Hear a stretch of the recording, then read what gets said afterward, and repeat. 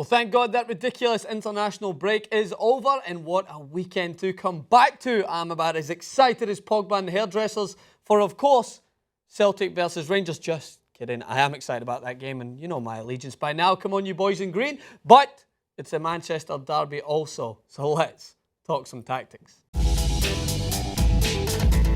So this is how I imagine Manchester United will line up. Now, I wouldn't be surprised if Marcus Rashford was given the nod to start in this game, but this is how I would prefer United to start in here. So De Gea in goals, the back four that's been pretty solid at the moment.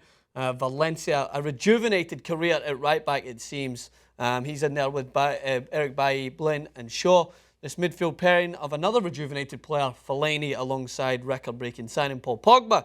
Mkhitaryan, I thought he was phenomenal when he came on against Hull. I think he was just as much a difference maker as Rashford himself, in there with Rooney, Martial, and of course Zlatan Ibrahimovic up top. So thinking about Manchester United, first thing that you have to take into consideration is how do they stop Manchester City defensively? Because City are in free-flowing football mode, as it seems, with their win over last year's impressive West Ham, beating them 3-1. And they will be without Sergio Aguero, but that means they will be more reliant than ever on David Silva. So one instance I want to point out is the first goal for Manchester City against West Ham. So David Silva, imagine this is David Silva in here.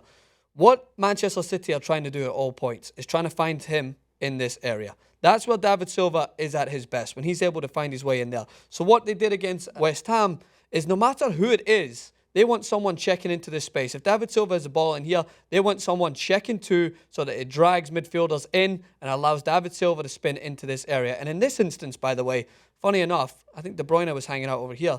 It was Stones who was in here. John Stones found himself into this space. This is what Guardiola likes. He wants ball-playing players no matter what position, so that if at any cost someone has to step in and say, all right, give it to my feet, they're comfortable in doing so. That's why Stones was signed. So in this example, Stones for some reason found himself in here. I think Fernandinho was a little bit deeper. So imagine this is Wayne Rooney. He's caught up trying to figure out where Fernandinho is going to pick up the ball. Stones wanders into this area, and all of a sudden, it's 2-on-2 with the likes of De Bruyne trying to find his space in here, Raheem Sterling. So it gets confusing. So what happened against West Ham is David Silva knocked the ball into feet. It was Stones. He then played a 1-2, and Silva beat his man one-on-one. And then all of a sudden, he's in acres of space in here, which may be a problem for Manchester United at the moment. They haven't really been tested in that area. Pogba and Fellaini playing there together.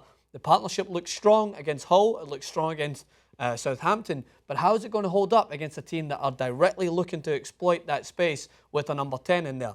Well, what I want to see to counteract this is a little bit of communication between Fellaini, Pogba, and Eric Bailly, or even Wayne Rooney in this example. So say, for instance, David Silva picks the ball up in here. He's going to be looking for that 1-2. I imagine that it won't be common that John Stones, especially against United, worrying about Zlatan, will step into this area. It will most likely be Fernandinho. That's Wayne Rooney's job, is to cut out this pass. So take away that option. If it so happens that David Silva is going to try and find him space in here, without Aguero being up top, I would be more comfortable allowing Blin to kind of be one-on-one with Valencia and Shaw tucking in, and have Bailly. He's a well-rounded defender who's physical, but he anticipates so well. And that's what I want him to do in this situation, is just anticipate that he might need to step into this area. And he might need to come in, and they will tuck themselves in a little bit, allow for Fellaini, if he happens to get beat one-on-one, just to tuck in behind and have Bailly step in. That communication and try and win the ball in here, if it so happens that David Silva springs in. Because when he sprung into that area against West Ham,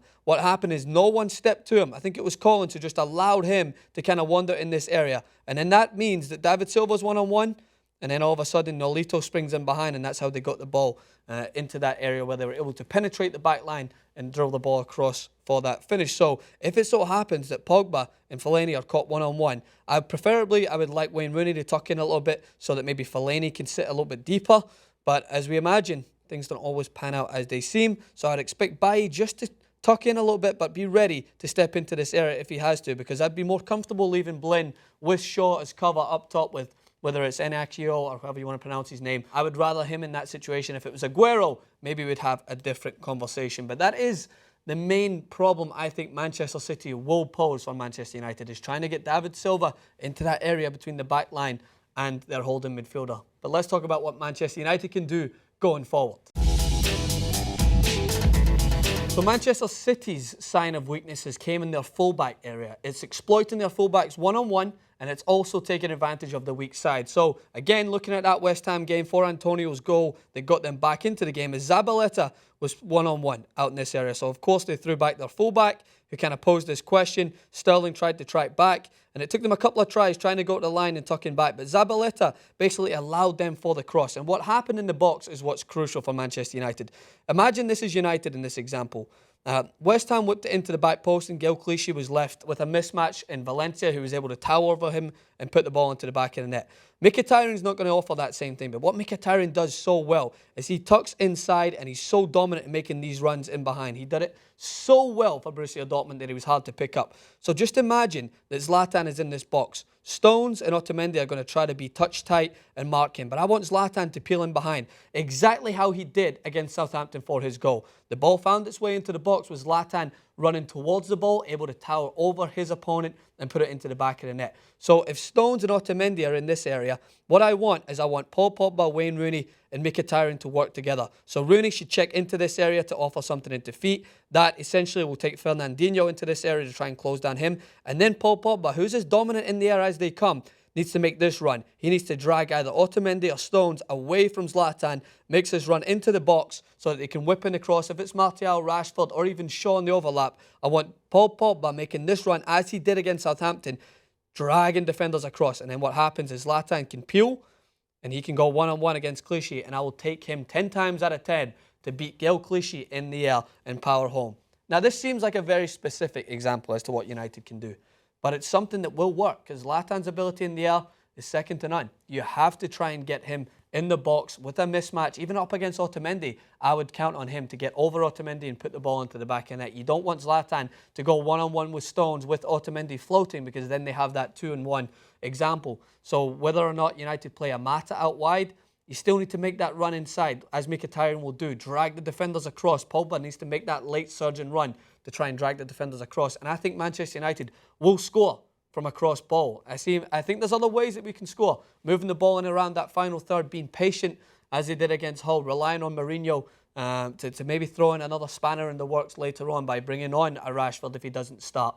I think they will all cause problems for Manchester City. But trust me, an aerial presence from a cross ball, it isn't just a route one into the box the way it used to be last season with Fellaini in there, who will offer something going forward. But as you've noticed, Fellaini taming those runs into the box has made him a better player because he sits a little bit deeper and he's able to kind of pick up the scraps. So I'd rather Pogba surge in late and try to have that mismatch in the box by putting Zlatan up against an Otamendi or a Clichy. And trust me, United will score. My prediction for the game, by the way, not done this in a while, I think it's going to be 2-1 to Manchester United. I do think Manchester City will score, and United maybe put under a little bit of pressure with David Silva finding that pocket. I would like to imagine a world where Silva doesn't find that space, but he is a very talented player, and I imagine he will find it one way or another. So this is how I imagine Manchester City will line up. Of course, they have to make one big adjustment, which is how do you account for a suspended Sergio Aguero? Well, bringing in Iheanacho, or however you want to pronounce his name. I am struggling with that pronunciation, so I'm just going to go with Iheanacho. But they do have enough attacking threat going forward to account for Sergio Aguero missing in this game. You would love to have your star striker in there, but it doesn't mean they won't be able to unlock Manchester United's backline, who I don't think have been tested as well as they should have been. Against Hull, what Hull found as a success somewhat is when they tried to overwhelm the fullbacks, very similar to what Manchester United will try to do against Manchester City. But what I'd like to see Manchester City do is exploit their width to potentially utilise the likes of Kevin De Bruyne. Manchester United at the moment technically don't have a holding midfielder. Pogba and Fellaini haven't been tested as much. Just as I mentioned, Manchester United will try to do defensively to stop Manchester City.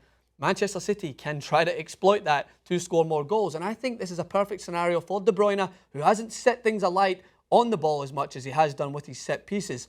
David Silva will be watched very tight. But when you have a midfield three that has two very offensively minded players, with a Fernandinho giving you that cover up against a team that has two midfielders who are box-to-box players but don't have a set kind of chemistry between them where one stays and one goes, you can use that to your advantage. So if I was Kevin De Bruyne, with Raheem Sterling going wide a little bit, I would be looking to try and fill this space in here every time, because Sterling will try to take Luke Shaw out wide, creating this space in here where De Bruyne can make this run in behind and test Blin for his pace, or test their whole back line to see if they can try and mark him.